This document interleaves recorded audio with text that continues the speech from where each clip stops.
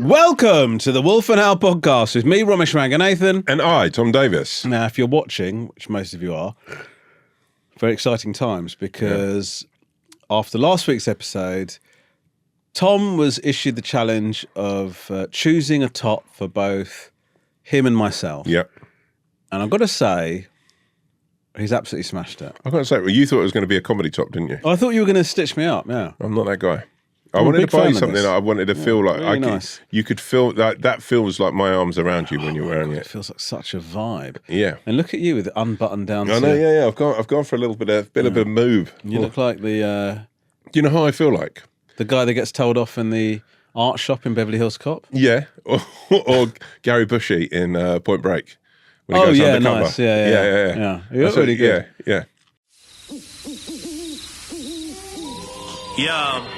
Yo, what you want? Beak or jaws? Feathers or fur? Sharp teeth or feet with claws? Whatever's preferred. Just kidding, every word in this song's about two grown men dressed up as a bird and a dog. That's a nice cap as well. Yeah, it's a nice cap. Yeah. I went in nice. there, shout out Abercrombie and Fitch. Shout out Abercrombie and let's not forget Fitch. I'm going to say, by the way, also shout out one of the best shop workers I've seen in a long time. She was very, very fun. She had great, Fun how? swift, just good banter. Yeah. Good chat. It was like, you felt like, yeah, you know what? I turned around, I was like, this top would look amazing on my friend. And she was like, oh, you're buying for your friend? I was like, yeah, my best friend. And she was like, wow. And then she was like, oh, I've never heard that before. And I was like, yeah, he's wearing it just now. We're going out. I couldn't have seen each other doing the podcast. Yeah. No. We're going out of town. I was like, he's recently divorced. He's looking for love. Okay, stop projecting. That's a look that I think It is a bit of a divorcee vibe, isn't it? Yes. Yeah. Yeah. But you're through the worst of it. What do people say? It's giving. Yeah. It's giving back out by on the way, town. You were ahead of the aura curve, wouldn't you? What does that mean? Well, it's become such a big thing. Aura is used in everything now. Yeah, I'm not. I wasn't ahead of the aura curve because of me. It's my children. Yeah, no. Well, it's Gymskin, right? Gymskin. Gymskin brought back What has Aura. made it big? Yeah. No, but I think Aura's predates Gymskin. I think Gymskin's leveled up Aura. This Can I is say, what- by the way, I think By the way, Gymskin... I'm a big fan of Gymskin. I think, he's a really positive guy out there. But people are fucking making it out like Gymskin invented fucking influencing. Like what's going on I here? think in a puddle full of quite... Yeah, in a puddle full of vomit, Yeah. he's the nicest chunk of carrot. So harsh on him. I'd say that he's a fly on the carrots. No, I'm going. He's not No, necessarily... I'm going to say I like Gymskin a lot. I like it. I've been a fan for a long time. And I've seen with him, I think he's somebody you could tar him with the brush of like being sort of toxic male, but he's not that at all. No. What's interesting? He actually, looks alpha. Yeah, but I've watched his trajectory from where he started. He's changed a lot. He was ever toxic. He was never that thing. No. But he did surround himself with some less than savoury Did characters. you see? I think it was some boxing match where those guys just started on him randomly. Yeah, that was and the way he dealt with that was phenomenal. Unbelievable. But he also, I just think did you see the Madonna thing with him? Yeah, I thought it was a lookalike. I couldn't believe that Madonna's hanging Yeah. out with Gymskin. No disrespect to Gymskin. Yeah, no, but can I say there's an air of sort of quite sweet vulnerability about him. I'm sure he's not vulnerable. I'm sure he's creaming every... What I love as well, but he's creaming every cent. He's what? Sorry, Creaming every cent. what does that mean? He's milking every... Oh, I see. Right, Every okay. opportunity. Disgusting way of putting it. Can I say, by the way, that one of my favourite things is he got booked to be essentially the job I was doing, and he was just a lot better at it, to be the guy behind the scenes at the boxing. And he was incredible. Oh, is he doing the job that you were doing? Yeah, he's doing it a lot better than I was. I cared too much about boxing and also I just found it very difficult. Yeah, That's not in my wheelhouse. His first gambit is, I don't really like boxing. I'm just here for the fucking buzz and for the aura. And I was like, that's one of the best things in the world. Authentic. He just did it at football. Yeah. They said, are you a big Arsenal fan? I mean, not really. He doesn't seem... And I'm like, oh, good. In a world where everyone's like, I'm the biggest Arsenal fan ever. Yeah. You get this guy. I like him. I think he's I hope your boys are into him, right? I've not. I think they know of him. Who is the coolest one for the boys, for the kids? Who's the coolest one of my kids? No, I'm not saying fucking hell, that'd be awful. Who's the coolest one for my kids? Yeah, who are they Probably watching? Bevo. Oh man. If there's ever been a more tragic, I know that we've discussed him arguably too much, but he's now, I mean, he's really dug the depths. I felt a bit sorry for him, actually. I feel very sorry for him because he's been ripped somebody out. took his hat off and threw it into the ring at the Misfits fight. I've not seen that bit. It's pretty bad. But the guy's getting bullied. Yeah, my algorithm, by the way, has cut a lot of this stuff out. You're mainly spots getting. Yeah, which arguably is better than watching. No, my kids. It's a very toxic world. Though. My kids are quite into. They're quite like Nico from Beta Squad. They're like. I like him. They're like all of Beta Squad, really. They're still Sidemen, still very big in their big in their now lives. that Big in their left. lives. In KSI's the left now, right? Yeah, very controversial. That isn't it? Yeah, well, it's not controversial. It's that KSI said he's leaving.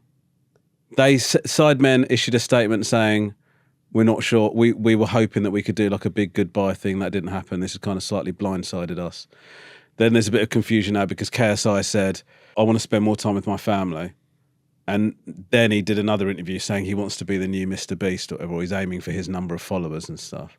And now he's doing loads of content. So I think he has just wanted to go solo. Obviously he wanted to go solo. But like a boy band splitting up. Yeah, basically. Like when Robbie left Take That. Yeah. Yeah. Yeah. Yeah. So I don't, people that love the Sidemen are pissed off with KSI, but KSI's got fans, Sidemen have got fans, they'll all be all right, I imagine. What do you make of Misfits Boxing, by the way? Did you watch the last? I mean, are you a?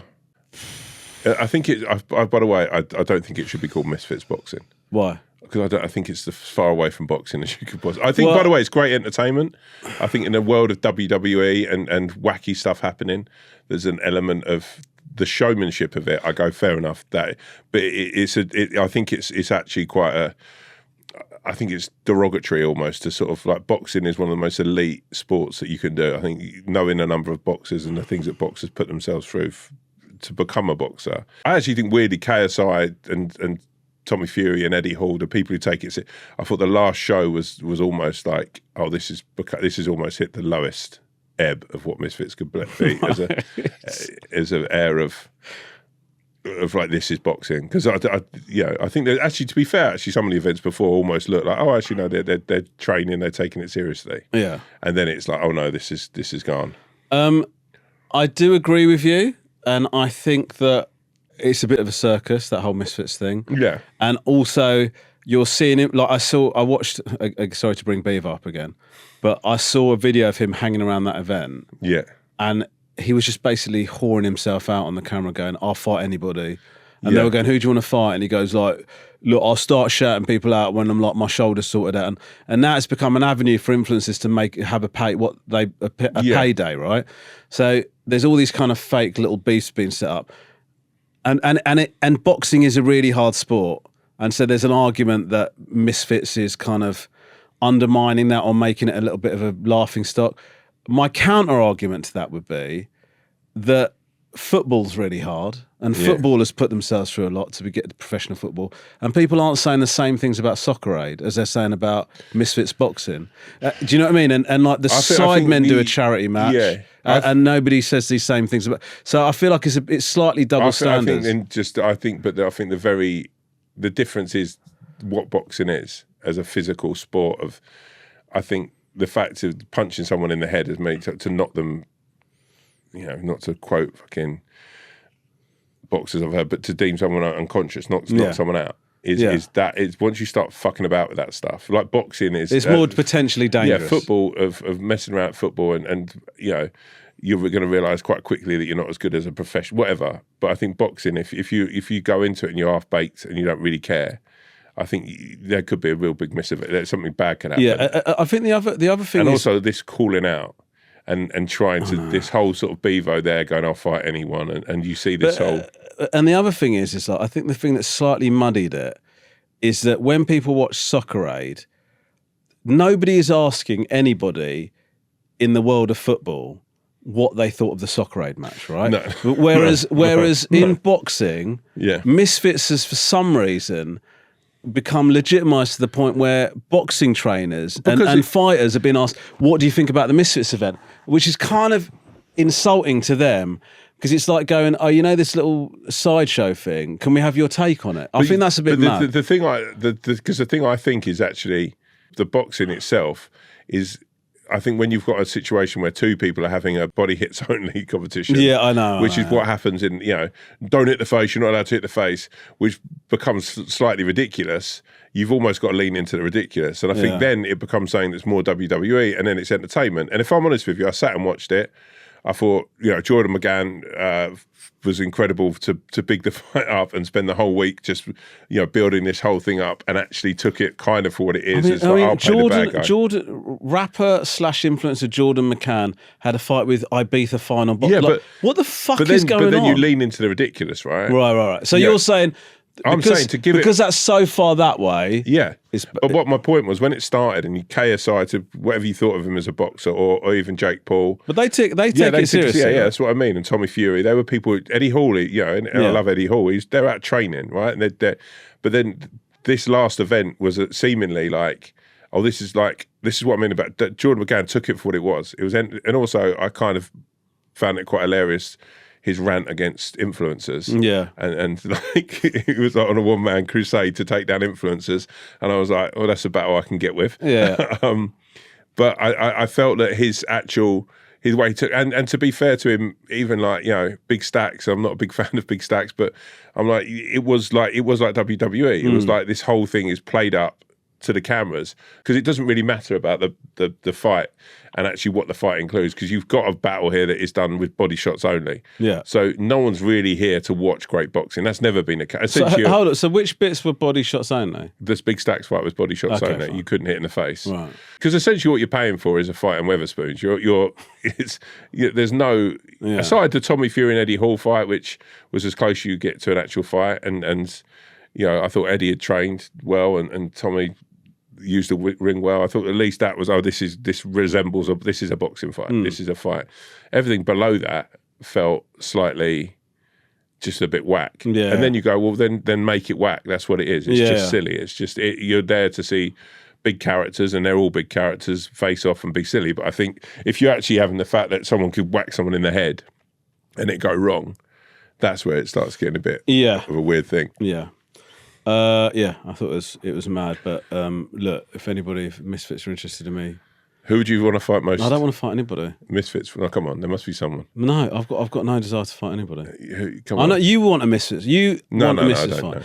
No. The thing that upset me. I think the Misfits thing is fine. Like two people who've become big online or whatever fighting each other. Fine. I think that's cool, and I think there's an audience for that. And I'm never going to begrudge people making money however they make money. Yeah. The thing that I found more heartbreaking is when legitimate ex-boxers fight YouTubers or whatever. Yeah. Like I get, when I'm saying this, I'm thinking about the Jake Paul Mike Tyson fight right now. Yeah. I'm happy for Mike Tyson. But that's not Misfits. That's like a... I know. That's a separate thing. But I'm talking about this is a different phenomenon, right? But Jake Paul, I think, does take it seriously. Yeah. And I think, look, he has got, if I'm being honest, I think we can all agree he's got a Helmet-esque vibe about him. Yeah. Right?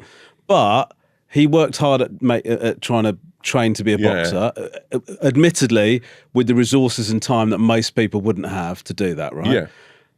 Mike Tyson gets a payday. The thing that I find upsetting about it is that Mike Tyson, and look, he's a controversial figure, but let's just take Mike Tyson as a boxer. Yeah. That's somebody who's come out of retirement to sort of just dirty his hands with this like fucking weird... I think the situation there is one that I think financially he was probably needed it, which is sad to say, because I think of the controversial sort of side of him, but also I think having been watched as a fighter, being a big fan, but also like read a lot about him and how his life was manipulated and was awful things that he did, and I think the fact is that he was in a situation where he needed that money. I actually think Anthony Joshua quashed that thing quite resoundly, sort of taking Jake Paul out of the equation. I actually think... I mean, what did you think of Anthony Joshua fighting Jake Paul? I actually thought, number one, it's financially secured Anthony Joshua's life for generationally, but also I actually think it put a pin in the cushion as to, is this guy good enough to be a professional fighter going up against what is a very an incredible heavyweight? And actually he was miles off it. I think he ran around the ring and he it was two different people, essentially two different sports. Yeah. So I think But look, but also I do think that there's a world where I love WD for the spectacle. And if I'm honest with you, I sat and watched Misfits, and all the stuff around it, I actually quite enjoyed. I was like, this is fucking insane, and it's mad, and it's stupid, and it's silly, and it's. But even WWE is like WWE is mad, but those are professionals. Yeah. And then in this country, you are, but you're paying. I know, but we've got comedians have a go at the rest. There's the wrestling, isn't there? Yeah. So I don't know. The whole thing's a bit of a mad one. But I think that when people that are in actual boxing get asked about what their take is on the Misfits fights, I think that's a bit bananas. But that would be better if it was like 4 drunk blokes just going, "Yeah, I thought he was going to knock him out." Yeah. Because that's what you're watching. You're watching a pub fight. It's so who do you want to fight? I don't think it's not something I'd like to do really. But if you had to, I don't know. If they offered you a lot of money, say there was like somebody that said, "I want to fight the guy from Wonka," like they've got some vendetta. There's some celebrity who's got a vendetta against the Wonka movie, and he decided that I've got to step up for the whole of Wonka. Yeah, who for Olivia and Timothy and Matt Lucas and Matt Bainton. Who would you like that to be? I don't know. Number one, it'd have to be someone of my size to make it like a thing. I don't know. Imagine if Jermaine Clement hated Wonka. But that would be a weird mirror. Like he's not. How tall is Jermaine Clement? He's quite tall. I don't think he's as tall as you. Some of my favourite things, Murder and Successful, like recently. Is that some of your favourite? You just name me some of your favourite things. No. We've put another one of your favourite things. King Gary? We've put clips up recently, right? What's another one of your favourite things? Action Team? The Curse. None of them are available anymore on streaming services. That's good news. If you do want to check them out, tough shit. Sadly, so true. But I get loads of people who have never seen this shit from around the world now, watching it on Facebook or Instagram, who'll go, "Oh my God, Jermaine Clement got fucking ugly." Or, "Is this Jermaine Clement?" Nobody said Jermaine Clement got fucking ugly. I've had that. I've had, has this guy eaten Jermaine Clement and Matt Berry? But it's quite a lot of the Jermaine Clement one is insane. To the point, you're like, I actually think because I think Jermaine's a very handsome man. And I don't think I look like him enough. You've got it. You've had people said this. Yeah, people said it to me. I had a thing where, like, I saw Trevor Noah talking about something like this the other day. There was a guy who was on This Morning, and he's an Asian guy, right? And he had a really big facial disfigurement. Yeah. And they constructed this part of his face, and he has to wear it on his because he's got like a cavity in his face. Like the Phantom of the Opera. Mask. Yeah, almost. Yeah. He's like really disfigured, but it's a prosthetic sort of thing that attaches to his face, right? Yeah. So I got tagged in that in a comment on that post. Oh my God. Going, "Is this Romesh Ranga's brother?" Right? Okay, about this guy. Why brother? Because I guess because of my eye and the guy. But why would it be your brother? Fuck knows. So, but as a joke, right? As a piss. Yeah, it's a bad joke. So then I've replied to that comment because I thought this is like, I think that, I was like, what the fuck have you said that for? So then I replied going, banter's not for everyone, right? That's all I said. Yeah. He then sent me a private message saying, "I'm really sorry if I offended you with that message. I was trying to be funny. I didn't think if I offended you." It was like really sweet message. "I'm really sorry if I offended you. I didn't mean to. You're one of my favourite comedians. Yeah. And I'd be gutted if you took it the wrong way." And then I just said, "Don't worry about it." Because don't worry about it. This happens like daily to me. Yeah, but it's interesting that, right? Because when I first saw the comment, I just thought that's somebody that doesn't like me. When I read that comment, I thought somebody that doesn't like me and wants to have a dig at me. So they've stuck this thing. So even though it was a joke, I thought it was like a mean-spirited joke. It's like somebody hates me. This guy looks like this is Romesh Ranga's brother, right? And then when I read the message, he was so sweet and lovely and was a fan. And then I thought, there's so many comments that you read that you go, this person hates me, and actually that's not what's going on. Obviously, what I don't want to do is every single person that comments about me go, can I just, I'd just love to get some background and some clarity on this. But it's mad, isn't it? Well, I had one the other day where this guy, and it was like, he'd done it at 3 a.m. and it was... That's always a good sign. Yeah, and it was one of the things, it was one of the videos we put out from this, and he went, scum, you're fucking scum. He wrote like quite like that, basically, and then tagged me, like anything that was on my stories that day, he just wrote scum. So I just replied, oh, you're a fucking idiot. And then he lent me this really long message, just, you know, he'd been in a really dark place. He apologized, similar. Yeah. Feel really bad. You know, I like your stuff.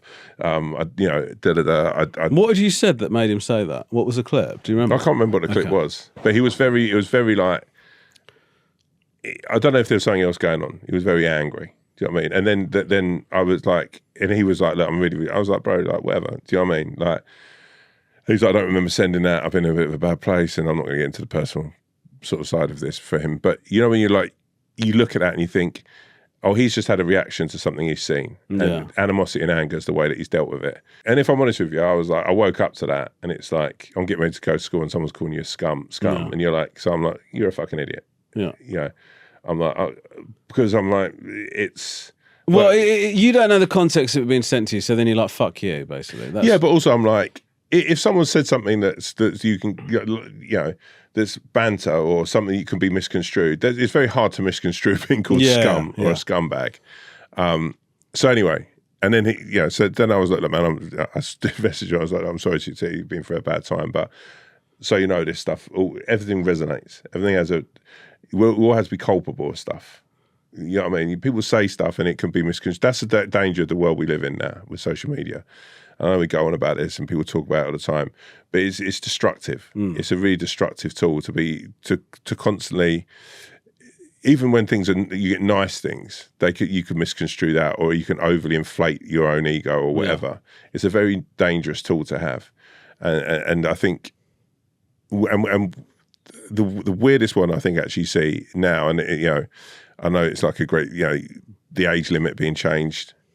For social media users, I do think that we have to come into a place where you go with social media that actually, when you join, I think like a passport or anything, you have to go, this is me. Because the amount of times now, bots and stuff, and you see stuff funneled in, people can say quite dark stuff. I've had some people like, where you cross a line and you think, oh, well, no, this isn't, the scum one was one thing, but I've had stuff where you're like, oh, this is just severely dark, threatening stuff. And this person has put themselves behind essentially a firewall where they're not culpable for anything.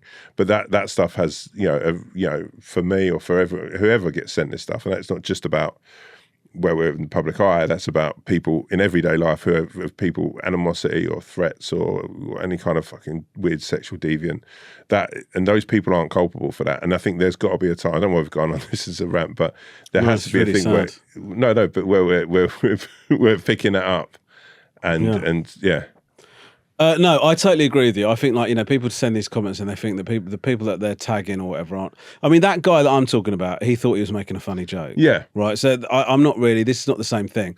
But I think people think that a human's not seeing it, or the other thing is they think you're probably not looking at it yourself, because they think you've probably got a team that's looking at that stuff, right? And they don't realise what they're doing. And also, like you said, they just don't think there's any real ramifications. It's like, I'm pissed off about this. You said something I don't like, so you're scum. It happens a lot. I've had like more than one death threat because of some joke I've said. Yeah. I remember talking about on Ranga Nation, I talked about the Black Lives Matter stuff, and I talked about people that were sort of countering that and what I thought of that. And this guy messaged me, and he said, I'm going to find out where you live and I'm going to end your life for the stuff you said. Like proper mad shit. And then I looked on his profile, and he's like a fucking family man. Do you know what I mean? And you just go, it's wild. But then also, it's like that is the thing of like how many people are like that.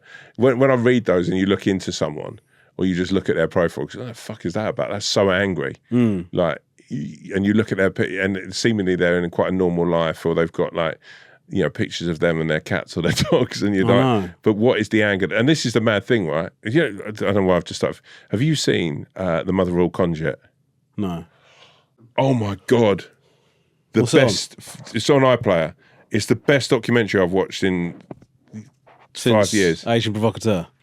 That was a documentary. That was an amazing show. That was I'm joking. This is incredible. I can't. It's one of the best fucking things I've seen. So me and Catherine, my mum and dad watched it, and my mum was like, "Oh, you have to watch this. It's incredible." And I was like, "Okay, cool." So we sat down on Monday night to go. All right, let's just have a little. Don't read too much because because it will ruin it for you. Going blind. Okay. It's fine. So we were like, I'd sit down Monday. We put Grace to bed. We have our dinner together. Sit down at 8 o'clock, and I was like, let's just watch an episode tonight, and we can watch it through the week. We watched all 3 hours, like back to back. We were just complete. I've not had that for a documentary for years. We're like, this is fucking incredible, and it's so fucking weird and so dark. It's and it's brilliantly made. It's like so fucking good. You have to watch this, and then we'll talk about it. Okay. Look forward to something for you to look forward to, guys. Yeah, us talking about that. Yeah, people get in touch if you've seen it. I think amazing. One thing I'd like to share with you before we end the episode. Yeah, I've got a really weird bum. Like You've got a really weird bum. My hips, age, man. The hips are just brutalising me. I have I've been hitting the gym a bit. Yeah. I can Probably see your excessively. arms. Yeah, you know what? Your forearms are looking bigger. Oh, thanks. Yeah. Unfortunately, I'm also getting older. Yeah. I overdid it on the old leg press. Yeah. I've done something to my sciatic nerve. What? Lower back? No, like along the. Oh, yeah, I think it's up the side of my leg. I cannot believe how just embarrassing I find. I'm limping around. I'm finding it painful to have a shit. Getting in and out of bed, I can't do without making a noise now. It's not getting any better. No. It's just embarrassing. Are you doing like? I took it for granted.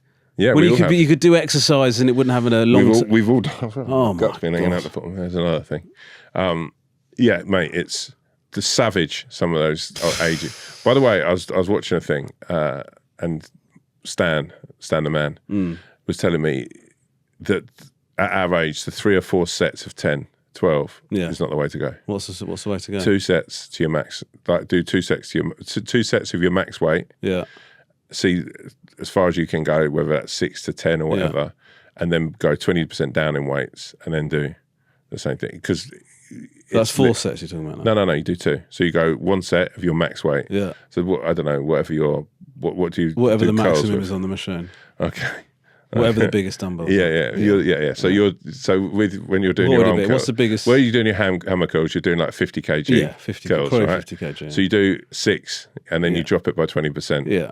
Which you're the mathematician. 40 kg. Yeah. So you go to the 40 kg after that, and you do as many as you can. Right. Okay. And then that's the way of getting better for muscle. Yeah. All right. Apparently, there's a lot. Is that what you've been doing? Yeah, a little bit. Yeah. I mean, you're best friends with the PT. It's quite useful, isn't it? Yeah, he's very good as well. I mean, I wouldn't say he probably wouldn't take much pride in that the way I look with my top off. What do you mean? You look great. Oh, you look fucking wonderful. You know what you look like? You're ready to move into your house in Florida. Yeah.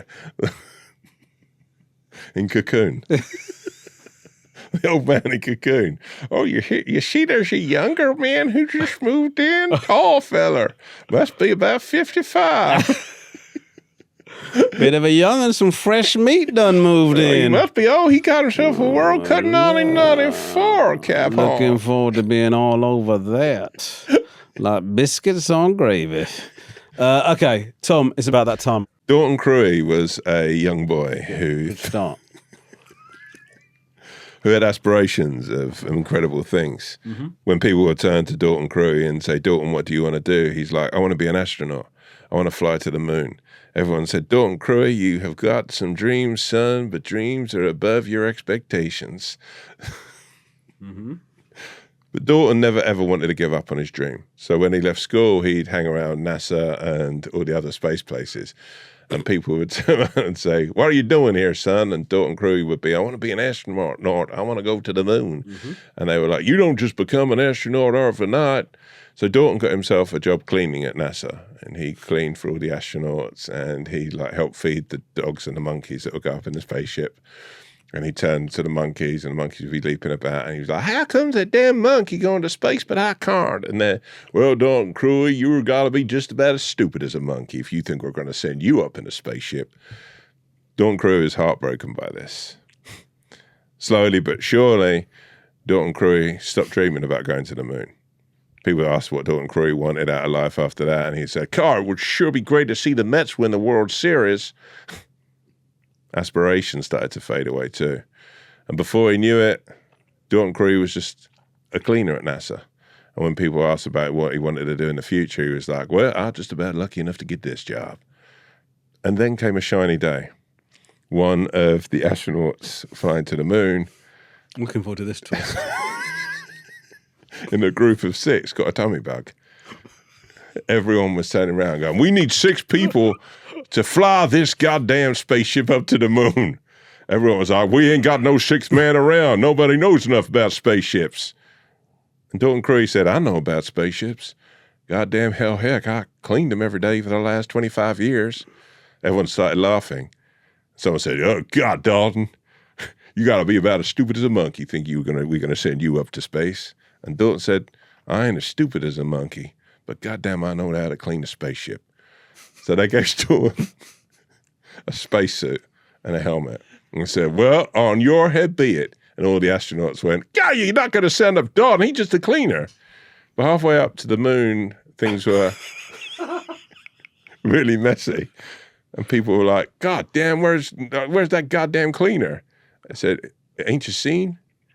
He's at the front of the spaceship, flying it. Jesus Christ. And they went, what do you mean? It's like, he knew how to fly in it. He knew how to fly the spaceship.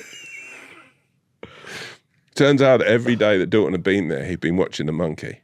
He'd been watching the astronauts all do their thing. Actually, I'm going to change tact.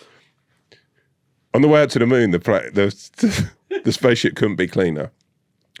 Everyone was like, Dalton, you're doing a hell of a job, but you're just a cleaner, boy. You're just a goddamn cleaner.